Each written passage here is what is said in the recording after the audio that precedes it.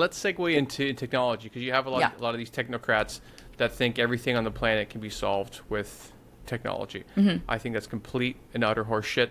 I think it stops people from doing a lot of like real things, like you're doing for example. But in the back of my mind, the optimist wants to believe that soon we're going to create something that is going to solve all of this. But I do think that's kind of a naive area. But so what do you think are some technologies that actually are maybe online now or about to come online or like in the future that will help this problem and you with your fight?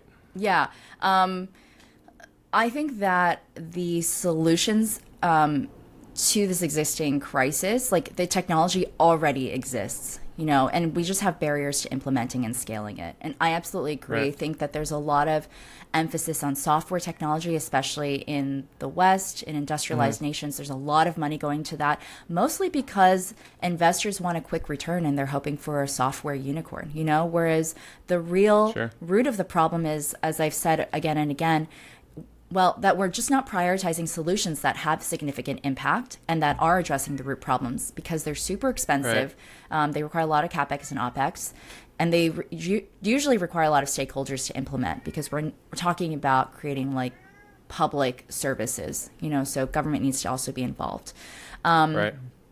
But the technology with government policy thinking, I've said this like numerous times already, but building formal waste management systems, especially where those don't exist. This is just super basic trash collection established in every single community.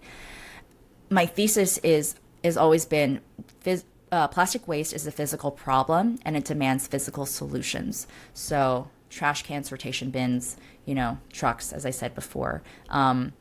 Without having a formal place to discard waste, we just continue to see it mismanaged, burned, buried, and Right. having no regard or consequence.